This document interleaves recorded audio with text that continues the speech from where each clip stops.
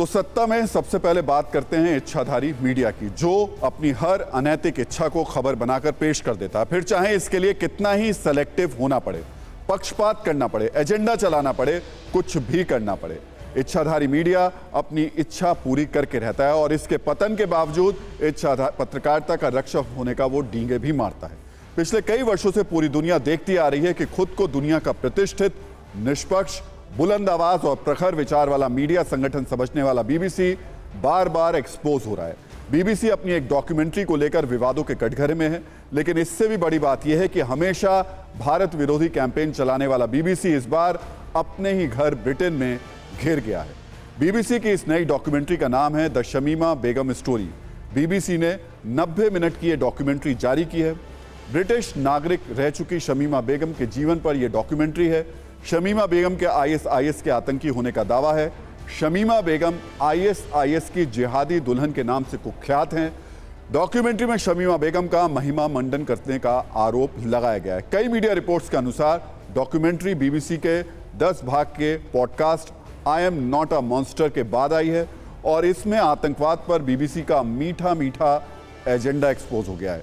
जिहादी दुल्हन के लिए बीबीसी का बम्पर डिस्काउंट देखकर आज आप हैरान रह जाएंगे। तो बीबीसी ब्रिटेन का मीडिया संस्थान जरूर है, लेकिन इसके लेख, इसकी रिपोर्ट, इसके एडिटोरियल पॉलिसी के प्रशंसक भारत में भी बड़ी संख्या में हैं। भारत में भी समाचार सुनने के मामले में कभी बीबीसी का विश्वास दूसरा नाम हुआ करता था कभी वो, लेकिन पिछले काफी समय से बीबीसी एकदम इच्छाधारी मीडिया के रूप में सामने आया है और उसकी रिपोर्टिंग और डॉक्यूमेंट्रीज पर सेलेक्टिव होने के आरोप लगातार लग रहे हैं। बीबीसी के कंटेंट में एजेंडे की मिलावट इतनी ज्यादा है कि अब ब्रिटेन की जनता भी इसके विरोध में उतर आई है। बीबीसी की डॉक्यूमेंट्री का ब्रिटेन में जबरदस्त तरीके से विरोध हो रहा है। शहर शहर ब्रिटेन के लोग विरोध प्रदर्शन कर रहे हैं। बीबीसी के खिलाफ सोशल मीडिया पर मुहिम भी चलाई जा रही है। बीबीसी को अब पैसे नहीं देंगे, ब्रिटेन के प्रदर्शनकारी ये कह रहे हैं। ब्रिटेन के कुछ लोग बीबीसी के सब्सक्रिप्शन रिवेन्यू ना कराने की भी सलाह दे रहे हैं। हैशटैग डिफंड द बीबीसी के साथ ब्रिटेन में यह मुहिम चलाई जा रही है। ये वही बीबीसी है जो हाल ही में गुजरात हिंसा पर डॉक्यूमेंट्री बनाकर इच्छाधारी होने का सबूत दे चुका है। भारत के सुप्रीम कोर्ट के फैसले और भारत की जांच एजेंसियों को खारिज करते हुए बीबीसी ने 21 साल पुराने दंगों की कहानी को अपने एजेंडे के हिसाब से सजा धजा कर पेश किया था।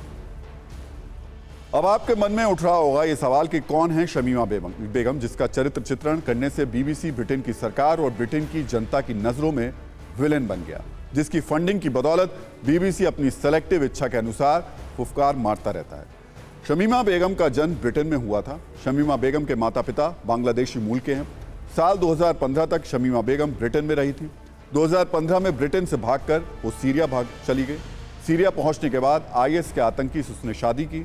3 सालों में पूरी दुनिया में जिहादी दुल्हन के नाम से वो कुख्यात हुई, जिसके बाद साल 2019 में ब्रिटेन ने शमीमा से नागरिकता छीन ली थी। राष्ट्रीय सुरक्षा के आधार पर नागरिकता छीन ली गई थी। खबरों के मुताबिक अब शमीमा बेगम वापस ब्रिटेन लौटना चाहती है।